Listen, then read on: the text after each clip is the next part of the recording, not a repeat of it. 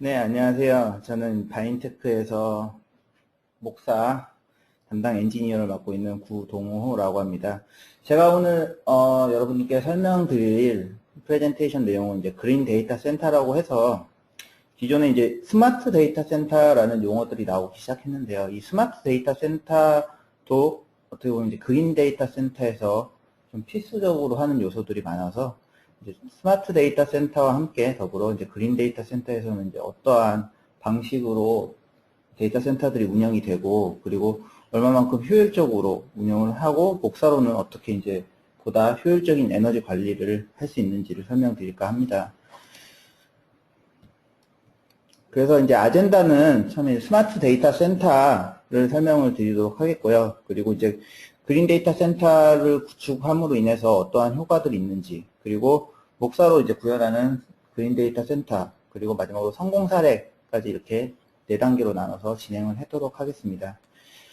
그렇다면 이제 과연 스마트 데이터 센터란 무엇일까요? 스마트 데이터 센터 같은 경우에는 뭐 입지 조건이나 친환경 요소 도입, 그리고 데이터 센터의 설치 환경 및 경쟁성을 고려한 신재생 에너지를 활용하여 구축한 최적의 고효율적인 데이터 센터라고 되어 있는데요.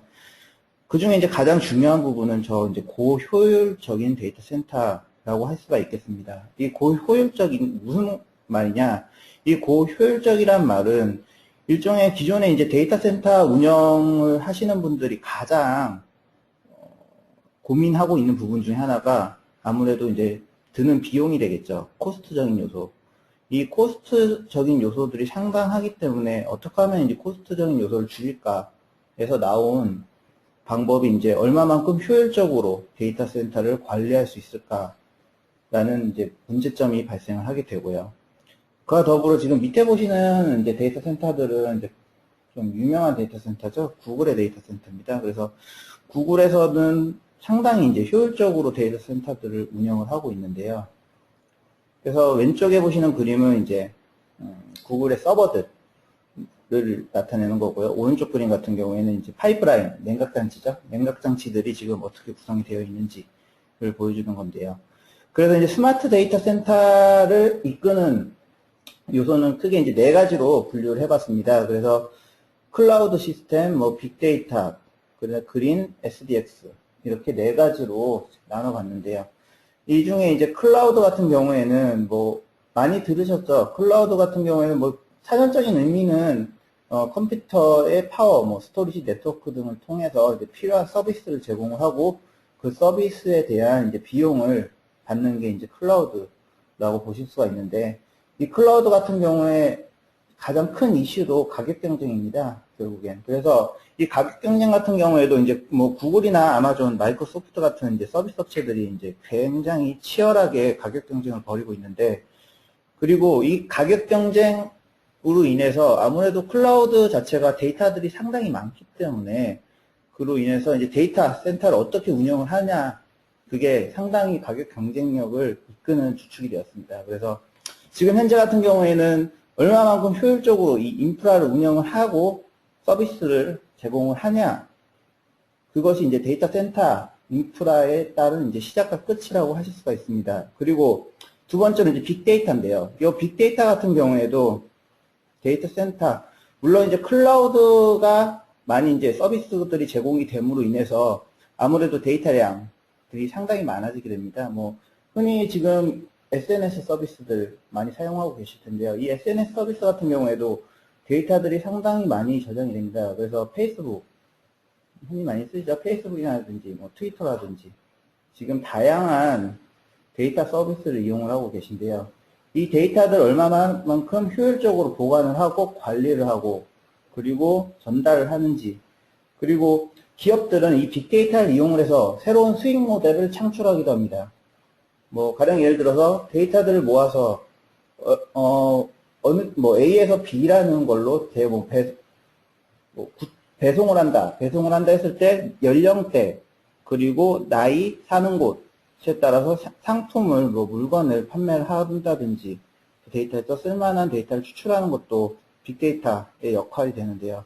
이 빅데이터를 저장을 하고 분석을 함으로 인해서 이것도 마찬가지로 데이터 센터에서 이제 차세대 데이터 센터를 이끄는 두 번째 요소가 되겠습니다. 이제 세 번째로 설명드릴 부분은 이제 그린이라는 요소인데요. 어찌 보면은 오늘 제가 설명드린 이제 그린 데이터 센터의 가장 적합한 요소가 되겠는데요. 이 그린 데이터 센터 같은 경우에도 앞으로의 문제, 옛날부터 이제 그린 데이터 센터라는 말은 옛날부터 나오는 용어입니다. 그래서 이 용어 같은 경우에도 얼마만큼 데이터 센터를 친환경적으로 구성을 하고 고효율적으로 구성을 하는지를 나타낸 건데, 이거는 뒷부분에 가서 자세히 설명드리도록 하겠습니다. 그리고 마지막으로 SDX. 저 SDX 같은 경우에는 클라우드나 이제 빅데이터가 이제 기존 데이터 센터의 인프라 성능을 극대화하기 위한 노력이라고 하면, 이제 SDX는 소프트웨어의 정의입니다. 그래서 기존의 데이터 센터들은 다양한 벤더들, 다양한 회사들에 따라서 이제 인프라가 구축이 되는 경우가 많았는데요. 지금 그 데이터 센터들을 소프트웨어로 분류를 해서 하드웨어뿐만이 아니라 이제 하드웨어를 제어하기 위해서 기존의 이제 소프트웨어 방식을 분류를 해서 단일 소프트웨어로 재통합하는 작업이 이루어지고 있습니다. 그래서 이 같은 노력은 기존의 이제 IT 시장을 이제 업체 중심에서 소비자 중심으로 바꾼다는데 의미가 큰데요. 그래서 이제 서버 부분에서 IBM 메인프레임 독점 구조를 가져갔는데, 이 독점 구조를 깨고 기존의 이제 SDX가 구현되면서 네트워크 스토리지 부분에서도 그 독점적인 구조가 깨지는 현상이 발생했습니다. 그래서 하나로 통합을 해서 소프트웨어 하나로 모든 벤더의 데이터를 관리를 하고 데이터 센터에 저장되는 하드웨어 시스템을 관리를 하실 수 있는 게 이제 SDX가 되겠습니다. 그래서 지금 제가 다음 슬라이드에서는 이제 데이터 센터 중에 이제 스마트 데이터 센터의 구축 효과를 설명을 드릴 건데요. 그래서 이제 스마트 데이터 센터를 구축을 하면 이제 그린 데이터 센터라고 나오는데요. 이 그린 데이터 센터, 기존의 데이터 센터의 문제점은 다음과 같습니다. 이 복잡한 관리 업무가 이제 최고가 되겠고요. 그 다음부터 이제 사양 대비 낮은 활용률, 그 다음에 전력 사용량, 그리고 비용 부담. 아무래도 이제 비용적인 측면이 굉장히 많은 비율을 차지하고 있는데요. 그래서 이러한 비용적인 부담을 어떻게 하면 낮출까라고 생각을 해서 나온 게 이제 그린 데이터 센터입니다. 지금 우측에 보시는 이제 표 부분은 데이터 센터가 평균적으로 사용을 하고 있는 이제 에너지 예시가 되는데요. 크게 두 가지 부분으로 나눌 수가 있습니다. 냉각 시스템 부분하고 전기 설비 및 건축 시스템으로 나눌 수가 있는데요. 일반적으로 냉각 시스템이라고 하면 데이터 센터를 유지하기 위해서 만든 이제 냉각 장치들이죠. 그래서 공조기, 가습기, 항원습기 등 다양한 냉각 장치들이 있고요. 그리고 전기 설비 쪽은 이제 UPS라든지 파워 쪽이라든지 아니면 조명이라든지 다양한 게 있는데, 크게 이제 두 가지 부분으로 나눌 수가 있고요. 그렇다면 이러한 데이터 센터가 얼마만큼 효율적으로 돌아가고 있는지를 측정하는 기준이 있습니다. 그 기준은 이제 다음 화면인데요. 흔히 이제 PUE라고 부르는 기준입니다.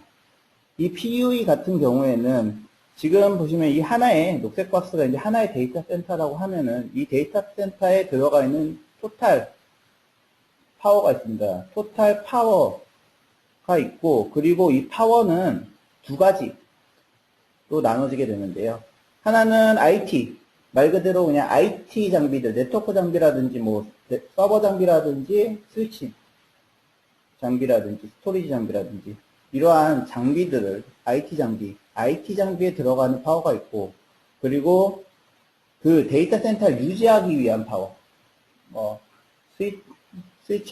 스위치라든지 아니면 UPS라든지 배터리라든지 백업 시스템이라든지 이러한 또 이제 데이터 센터를 유지하기 위한 파워 장비들이 있습니다. 쿨링 시스템도 마찬가지로 여기 포함되고요.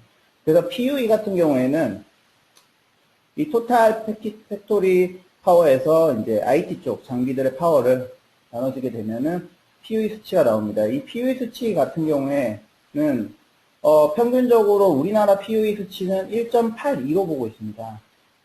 그런데 다른 나라, 외국 사례를 들어보면은 PUE 수치가 보통 1.3을 왔다 갔다 하고 있습니다. 그리고 뭐 리서치 기관, 뭐 가트너 유명하죠. 가트너 같은 경우에서도 1.3의 PUE를 유지하는 데이터 센터가 상당히 효율적이라고 의견을 내놓고 있고요. 그리고 아까 제가 처음에 보여드렸던 이제 구글 데이터 센터. 이 구글 데이터 센터 같은 경우에는 1.08. 굉장히 낮은 수치죠. 1에 가까울수록 PUE, 그만큼 데이터 에너지 효율이 좋다는 겁니다. 그래서 지금 현재 우리나라 같은 경우에는 굉장히 높은 PUE 수준을 유지하고 있고요. 그렇다면 이 PUE를 어떻게 하면 줄일 수 있을까? 여러 가지 방법이 있는데요. 이제 크게 6가지 방법으로 나눌 수가 있습니다. 그래서 지금 첫 번째 보시는 방법은 이제 외기공조 시스템이라고 해서, 기존에 이제 냉각장치를 사용을 하고 외부에 있는 공기를 내부로 가져와서 장비들을 식히는 방식이 이제 외기공조 시스템 방식입니다. 이 외기공조 시스템 방식이 가장 잘 되어 있는 데이터 센터가 이제 저희가 뭐 페이스북이 운영을 하고 있는 데이터 센터라고 할 수가 있는데요. 이 페이스북 같은 경우에도 외부에 있는 공기를 데이터 센터로 가져옴으로 인해서 운영 비용은 이제 34에서 40%까지 줄이는 효과를 발생을 했습니다. 그리고 두 번째로 이제 장비 배치의 최적화. 이 장비 배치의 최적화 같은 경우에는 장비에서 핫존하고 이제 쿨존, 즉 이제 열이 굉장히 많이 발생하는 장비와 좀 열이 덜 발생하는 장비를 분류를 해서 장비를 배치를 하는 겁니다. 그래서 만약에 자름기에 따른 이제 열이 많이 발생하는 장비를 한쪽으로 몰아놓고, 뭐 장비에서 열이 덜 발생하는 장비 한쪽으로 몰아놓게 되면은 아무래도 열이 더 발생하는 장비를 모아놓는데 냉각장치 시스템을 몰아서 하는 게 훨씬 더 효율적으로 에너지를 줄일 수 있는 방법입니다. 그리고 세 번째로는 이제 배터리 측정 시스템을 운영하는 건데요. 굉장히 많은 데이터 센터에는 굉장히 많은 UPS 장비들이 들어가게 됩니다. 그래서 얼마만큼 이제 배터리가 사용이 되고 효율적으로 움직이고 있는지 이 측정 시스템을 운영을 해야지만 뭐 배터리가 모자라는데 더 공급을 해줄 수 있고 아니면 필요 없는데 과잉적으로 사용되는데 덜 공급을 해줄 수 있는 이러한 시스템을 운영하는 방식입니다.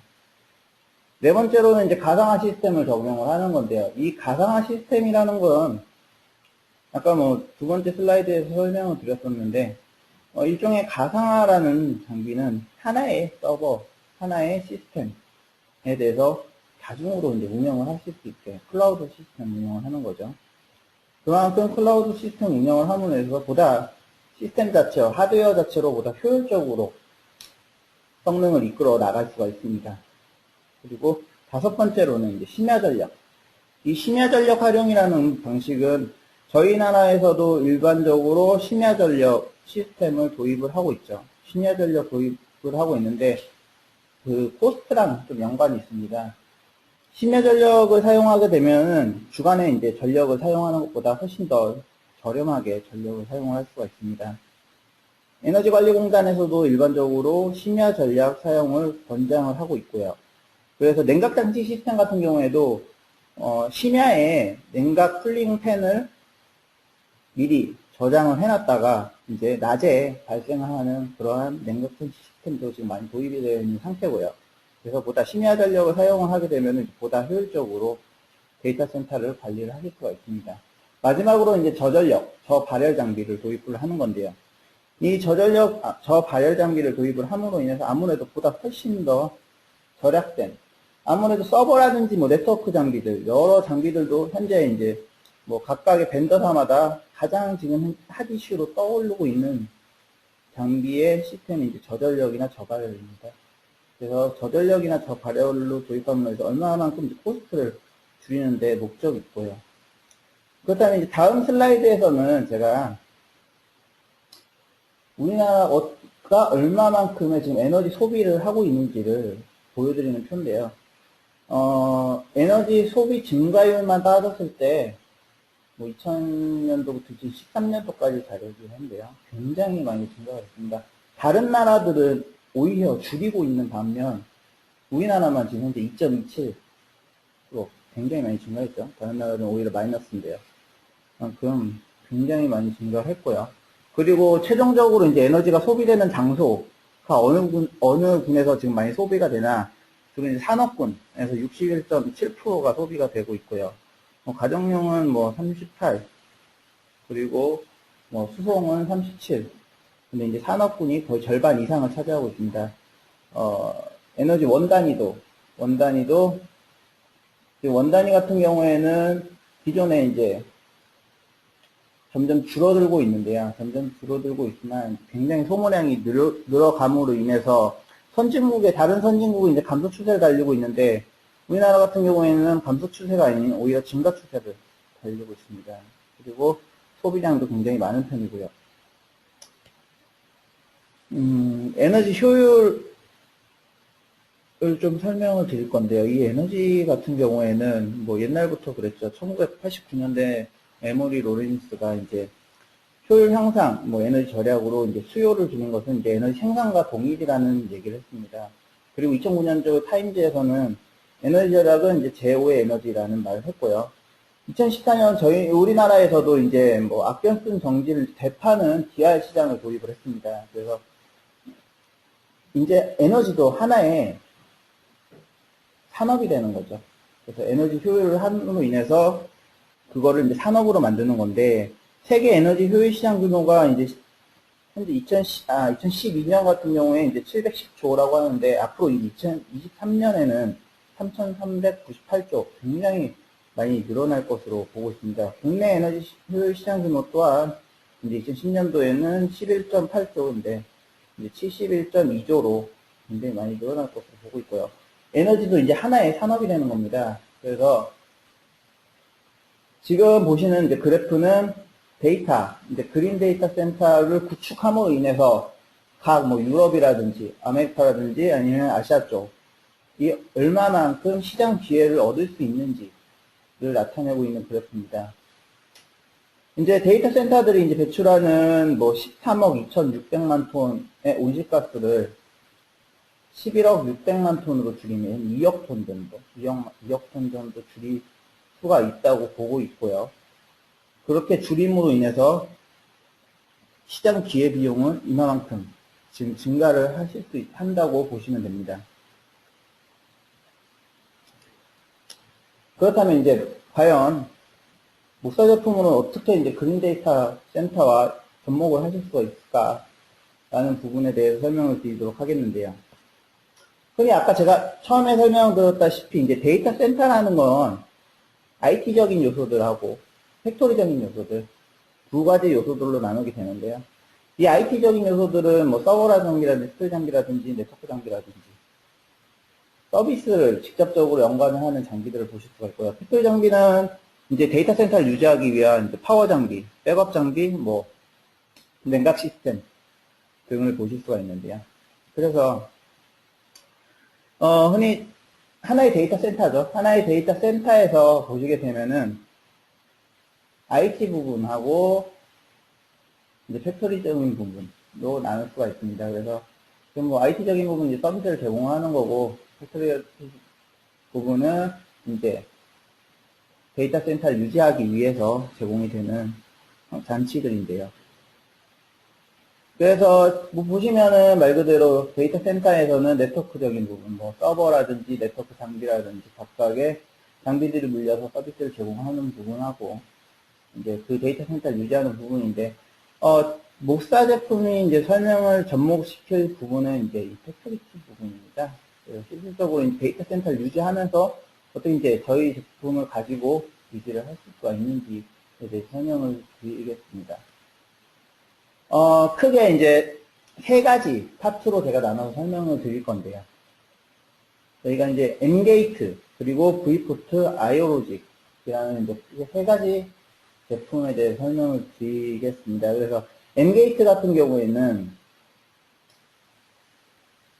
기존에 이제 장비들이 물려 있는데, 이런 장비들이 물려 있는 데에 대해서 모드버스라든지 아니면 프로피버스라든지 이러한 시리얼 통신은 이더넷 통신으로 바뀌어서 통합으로 해주는 게 이제 M게이트 장비가 되겠고요. 그래서 이 M게이트 장비는 뭐 컨트롤러라든지 팬이라든지 펌프, 뭐 PLC 장비들을 하나의 이제 여러 가지 다양한 프로토콜을 하나로 통합해서 이더넷으로 보내서 최종적으로 관제를 한다든지 그리고 컨트롤을 한다든지 하실 수 있는 게 이제 M게이트 장비입니다. 그래서 뒷부분에 가서 좀 더 자세히 설명드리도록 하겠고요. V포트 같은 경우에는 이제 IP 카메라입니다. 그래서 이 IP 카메라 또한 이제 목사에서 제공을 하고 있는데요.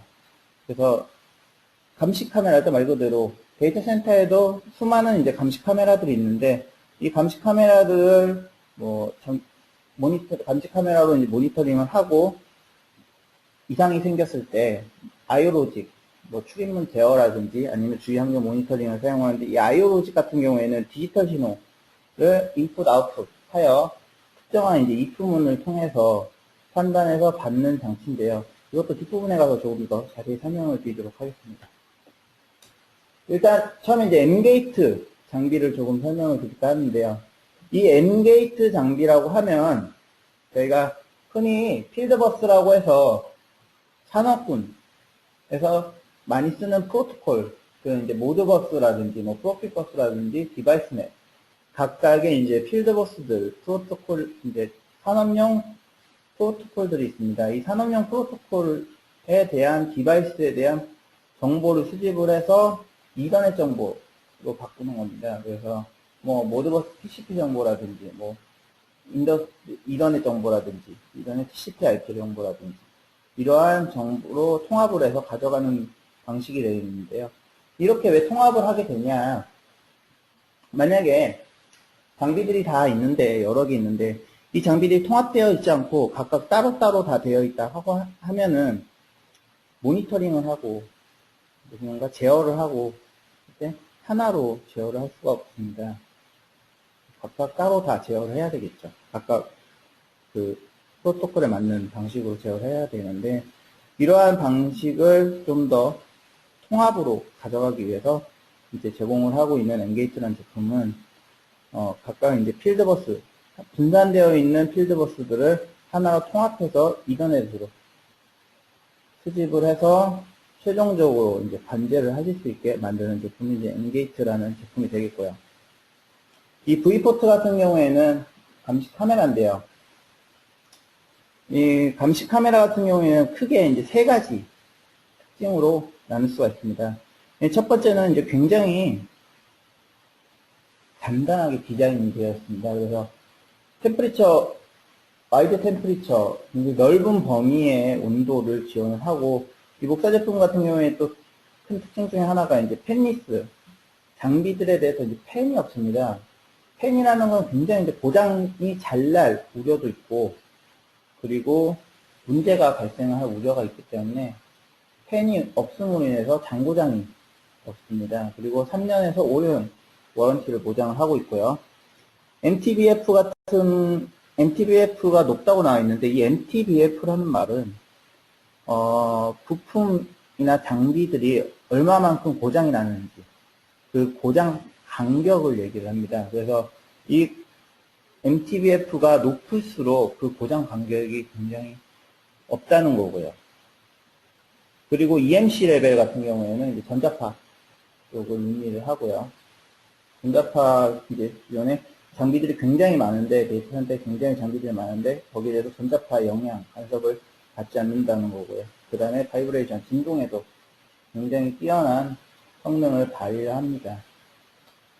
또 산업군에서도 굉장히 많은 서티를 가지고 있고요. 두 번째로 이제 아무래도 감시 카메라라고 하면은 촬영을 또 잘해야 되겠죠, 깨끗하게. 그렇게 하기 위해서 이제 여러 가지 또 시스템들을 도입을 하고 있습니다. 마지막으로 이제 세 번째 같은 경우에는 온비프. 온비프라는 용어는, 좀 카메라 쪽을, 좀 IP 카메라 쪽을 다뤄보지 않으셨다고 해서 좀 생소하실 수 있습니다. 온비프라는 용어는. 이 온비프라는 용어가 뭐냐면은 일종의 프로토콜입니다. 주로 이제 IP 카메라에서 사용을 하는 프로토콜인데, 엑시스, 소니, 보시, 이렇게 세 가지 기업이 이제 축축이 되어서 만든 프로토콜이 이제 온비프입니다. 그래서 현재 뭐 유럽, 아시아에서 상당히 많이 선호하고 있고요. 그리고 그 밑에 벤더, 가입되어 있는 업체들이 340여 개 업체가 가입이 되어 있고요. 이 온비프의 특징이 뭐냐? 보다 효율적으로 IP 카메라를 웹상으로 관리를 해줄 수 있게 만들어주는 게 이제 프로토콜이 이제 온비프라는 프로토콜이 되겠고요. 그래서 IP 카메라를 컨트롤한다든지 아니면 매니지먼트, 관리를 한다든지 하실 수 있는 툴을 제공을 하고 있는 게 이제 온비프라는 프로토콜입니다. 그래서 이제 온비프를 제공을 함으로 인해서 보다 쉽게 이제 통합적으로 관리를 하실 수 있습니다. 네, 이제 세 번째로는 아이오로직 부분에 대해 설명을 드릴 텐데요. 흔히 아이오로직 같은 경우에는 이제 센서, 뭐 디지털이나 아날로그들에 대한 이제 센서를 받아서 센서들을 수집을 해서 특정한 이제 명령문, 특정한 스크립트, 이 스크립트는 이제 if문이 되는데요. 특정한 스크립트문을 돌려서 그 결과값을 뭐 스카다 시스템으로 보낸다든지 아니면 PC로 보낸다든지 할 수가 있습니다. 그래서 제가 아까 앞부분에 설명드렸던 뭐 자동 출입문 같은 경우에도 보통은 디지털 신호로 되어 있습니다. 그래서 뭔가 데이터 센터 이상이 발생을 했다, 어떤 사람 출입을 막는다 했을 때 그 디지털 신호를 받아서 중앙에서 관리를 해서 문을 개폐를 한다든지 아니면 연다든지 하실 수가 있습니다.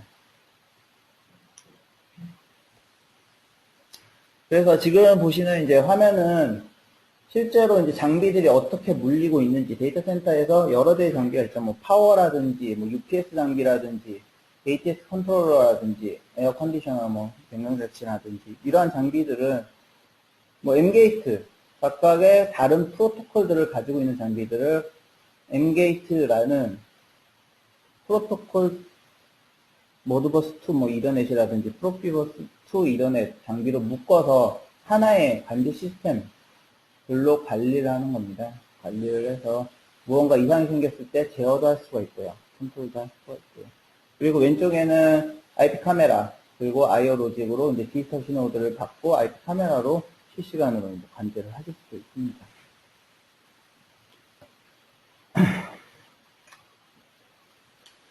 다음은 이제 한국 산업용 전기 소비량은 뭐 60%를 차지를 하고 그중에 10% 이상이 데이터 센터에서 소모가 되고 있다고 합니다.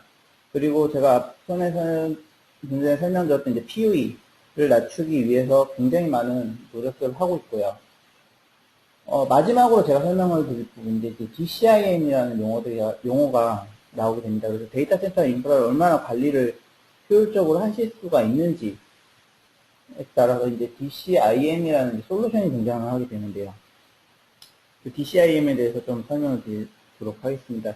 이 DCIM 같은 경우에는 이제 데이터 센터 운영자에게 이제 효율적으로 얼마만큼 데이터 센터를 관리를 하게 해주는 이제 새로운 소프트웨어 클래스 타입입니다. 일종의 소프트웨어죠. 그러나 이제 이 DCIM을 운영을 하기 위해서는 모든 장비들이 통합적으로 관리가 돼야지만 되고요. 그래서 뭐 아까 전에 보였던 M게이트를 이용을 해서 통합을 하나 묶는다든지를 하셔야지만 이제 DCIM이 되는 거고요. 그렇다면 이 DCIM이 어느 회사에서 제공을 해주고 있냐? 이 DCIM 같은 경우에는 이제 다양한 벤더사들에서 제공을 해주고 있는데요. 뭐 흔히 보시면 뭐 에머슨이라든지 다 아시는 업체이실 거예요. 그래서 뭐 하나의 패키지 형태로 제공을 해주는 업체들도 있고요. 아니면 패키지 형태가 아닌 단발 형태로 제공을 해주는 업체도 있는데요. 이 패키지 형태로 제공을 해주는 업체들은 이제 관리라든지 환경이라든지 모니터링이라든지 이런 걸 다 한꺼번에 제공을 해주고 있습니다. 그래서 지금 현재도 많은 업체들이 다 제공을 해주고 있는 상태고요. 그렇다면 과연 이 스마트 데이터 센터가 지금 현재 어떻게 구축이 되어 있고 목사 제품을 이용해서 레퍼런스가 어떻게 들어가 있는지에 대해 설명을 드리도록 하겠습니다. 지금 보시는 화면은 AC 파워 모니터링을 함께 하도록 만든 레퍼런스인데요. 그래서 지금 보시면 원래 기존에 이제 파워 UPS 장비들이 모두 다 모드버스 RTU 시리얼 포트를 사용했습니다. 그래서 이 파워메탈을 모드버스 RTU를 이더넷으로 가져와서 중앙 컨트롤 센터에서 모든 걸 이제 통합적으로 관리를 하기 위해서 데이터를 수집을 한 경우고요. 그래서 지금 왜 목사를 사용을 했냐? 일단 첫 번째로는 시리얼 포트들을 수집을 하기 위해서 목사를 사용을 했고요. 그리고 알람, 이제 뭔가 장애가 발생을 했을 때 신속하게 알람을 받기 위해서. 그리고 마지막으로 이제 프로토콜 분석 툴을 제공을 함으로 인해서 어떤 프로토콜 이제 문제가 생겼는지를 즉각적으로 판단을 하기 위해서 구축을 하게 되었고요. 이 두 번째 같은 경우에는 비슷하게 보이실 수는 있는데, 아까 같은 경우에는 저희가 이제 엠게이트 MB3270i라고 해서 하나의 작은 형태로 들어갔는데요. 두 번째는 이제 맥마운트 형태로 들어가게 됩니다. 그래서 병렬 처리를 하는 거죠. 멀티플 모드버스로 구성되어 있는 RTU 장비들을 하나로 또 모아서 이더넷으로 보내는 방식이고요. 그래서 이거는 이제 멀티 드롭이 발생을 하면, 485 같은 경우에는 간혹 이제 멀티 드롭이 발생하는 경우들이 종종 있는데요. 그래서 이 멀티 드롭을 발생을 하면 안 됨으로 인해서 저희 쪽 장비가 또 굉장히 좋은 반응을 얻어서 들어갔습니다. 지금 현재 타사 제품에 비해서 굉장히 빠른 속도를 가지고 있고요. 정보 처리 속도라든지 부팅 속도라든지 굉장히 빠른 속도를 가지고 있기 때문에 저희 쪽 목사 제품이 주게 되어 있습니다.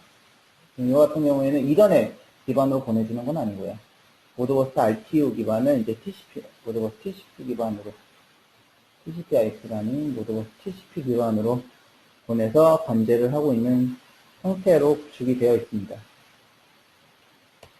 네, 제 설명은 여기까지고요. 궁금하신 점 있으시거나 이제 문의사항 있으시면은 지금 보이시는 전화번호나 아니면 이메일로 연락을 주시면 될 것 같고요. 그리고 현재 지금 저희 이제 바인몰이라고 해서 쇼핑몰이 구축되어 있는데요. 이 바인몰에서 들어가 보시게 되면 이제 제품들에 대해서 이제 구경을 하실 수가 있습니다. 그래서 제품들에 대해서 혹시 구경을 하시다가 또 문의사항 있으시면은 아래 주소로 연락을 주시면 되겠습니다.